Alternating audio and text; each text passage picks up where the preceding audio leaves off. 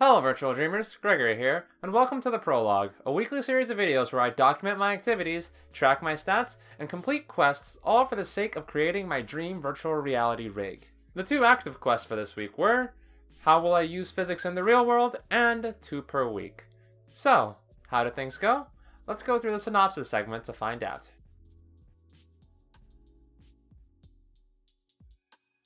Well, if I had to be honest, it's been a little bit of a mixed bag.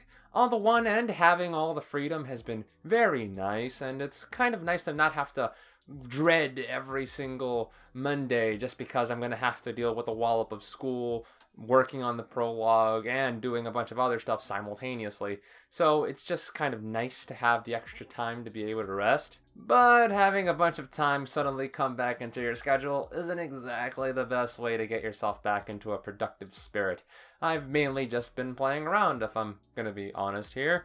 I can say that I am glad I managed to get VR Locomotion out on Sunday, even if it did kinda come at the cost of the prologue, as you guys can see by the late release here. But it is a very important video in a sense because it is one of the main issues I'm planning on resolving using my virtual reality rig, which I'll be getting into a little bit later on in this video, but you'll understand what I mean then.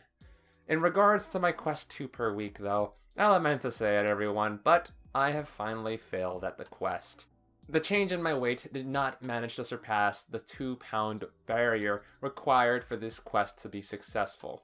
It's unfortunate, but it's just what I kind of expected towards the end of the week, just because I kind of let myself go this past week, just having fun with enjoying life again after the nightmare that was that summer course, because, guys, in spite of the fact that the regular semester is probably going to involve 2 classes versus 1, having all that material kind of cram-packed into a small package was a lot more than I was expecting, so it really did just completely take all of my plans and kind of sideline them for that period. So just getting the opportunity to rest up and have some fun a little bit seems to have overtaken my desire to get back on track in that regard. It's unfortunate to say, everyone, but alas, the quest has been failed. Although, we have to take a moment to acknowledge that it did manage to get me down to the lowest I've been in terms of weight in a long time, and it's a testament to how just a very small goal can steadily increase your ability to improve things over time. I personally am kind of aiming towards a single pound weight loss delta now going forward, just to kind of take things off little by little, but it's not going to be in an official quest capacity. So for the time being going forward, we're only going to have the main quests for now. And on the note of the main quests, the quest for the week of July 29th through to August 4th, how will I use physics in the real world, is complete! If I'm gonna be honest, this didn't really wind up taking all that much time. In the end, I kind of had a lot of the uses I had intended out for a lot of this material already written down in my notebooks in quite a few little areas, and I just wound up copying them onto a brand new sheet, so I kind of had to say that it felt a little bit like a cheat, not unlike that one quest where I just completely didn't really see the point of it towards the end. I'm not going to abandon this one since it's done, but yeah, it just isn't exactly the greatest victory. To kind of sum up what I found though, it really wound up breaking down the fundamental ideas of Physics 1 and Physics 2 as courses down into their basis level, since in the end, they kind of gave me the ideas and inspiration that they should have had based on the materials that were provided. Physics 1 is basically just an overview on the general idea of physics, which is using mathematics in order to understand nature around us and just using the scientific method as well. But overall, a lot of the main aspects of the course that I was taking in Physics 1 in my college mainly went over physical mechanics, or in other words, making things move and what forces required in order to do formulas and such that allow us to calculate things in that degree to a very specific level. Overall, though, I'd say the first part of physics taught me how I'm going to make my virtual reality rig move. While not the most important aspect of the virtual reality rig, that'll come along more in Physics 2's material, the Physics 1 material is going to be useful for some of the quality of life stuff in particular, mainly the fact that I kind of want to make the VR rig self-assemble in a certain sense, just so I don't have to put on a lame-o kind of spandex suit thing that you always see in fiction. I want it to be a little bit cooler, so I'm going to be aiming to have a lot more moving parts to just kind of connect themselves into a single unit all in all. If I had to sum it up in a general idea, though, the idea that every electrical engineering student basically just wants to be Iron Man is not exactly unjustified in this virtual reality rig implementation. With Physics 2, though, it really went into the more practical aspects that I'm going to be able to use for my virtual reality rig on a fundamental level. Things such as charge, magnetism, optics, and things along those lines were generally what we covered. We used a lot of specific formulas that I don't think I'm going to necessarily need, but in a few cases, I do think that understanding the underlying principles is going to be very important towards avoiding issues in the future, and are actually going to play a very significant role in designing blueprints that are both functional and safe.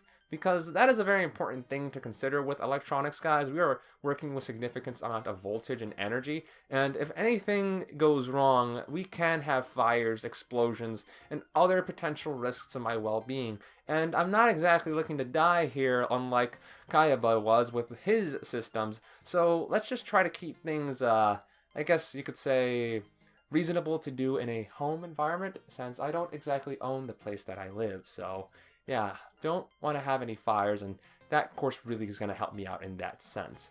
So yeah, and even the optics stuff is probably going to come in handy just because while the Oculus Rift and a lot of virtual reality headsets that we have in the market right now certainly do have a lot of merit in their designs, they're making a lot of considerations in regards to optics for weight, which is something that I don't have to worry about as much in my VR rig design, because that's not exactly going to require any motion whatsoever to a significant capacity. So I don't have to worry about having a lightweight headset because the head will be uncomforted or feel uncomfortable while you're moving around with a bunch of heavy optics.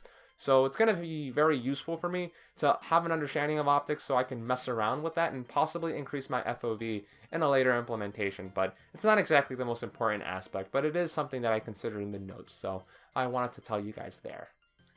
With that, everyone, it's time to move on to the next quest for the week of August 5th through to August 11th. The 5 Grand Quests 2018. We are a good number of weeks into the prologue at this point, everyone. To be honest, I was kind of doubting my ability to be able to keep up with this series, and with how late things have been getting as of late, you could argue that it's been a real struggle all in all, but we've still managed to make it to this point, and I don't really think I've gone into enough detail on what those 5 grand quests I introduced in the first prologue were actually meant to do. I think it's as good a time as any to really go into what the 5 grand quests' purpose was for this year, and how they relate to my ultimate goal of breaking down the barriers between dreams and reality, and the near-term goal of creating my dream virtual reality setup. Because there's a lot going into this, and I think that it's worth giving you guys some insight into that matter. In addition, I'll probably go into some aspects of the VR rig in the explanation, and since it's been a little while since I last discussed it, I think it'd be worthwhile just as a refresher for everyone. So everyone, with that, we already know what my quest is for this week, but you guys also had a quest for the past week as well. Your quest, MMO History number 1, called for you guys to explain what MUD referred to, as well as give some information as to what a MUD was. For this quest, I was judging you guys based on the quality of your answers, as well as the conciseness and or how much you were upvoted.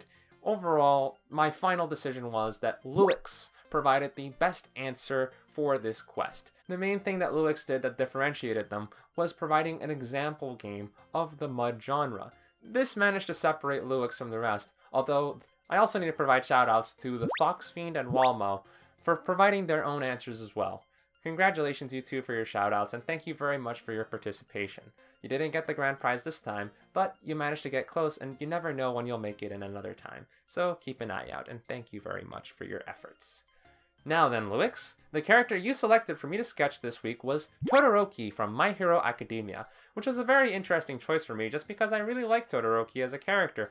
My Hero Academia is a very popular anime, of course, at this moment in time, and I've been keeping up with it plenty. It's actually one of the first anime I started watching when I switched over to fully no subs in this past year, so it's been a very entertaining show for me just to have the fun of not only watching it, but also engaging with it in the pure Japanese language. And in terms of the anime itself, of course, Todoroki versus Midoriya was an absolutely incredible fight, and the amount of emotion that went through it is just great.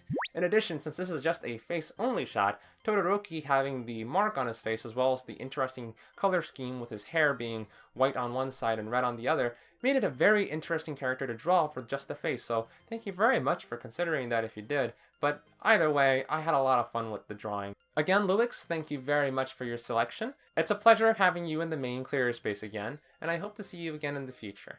Thank you very much for your selection and your participation in this week's quest. I hope you liked the sketch.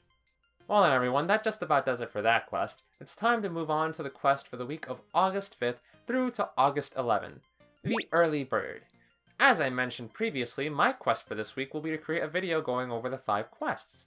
Your task will be as such.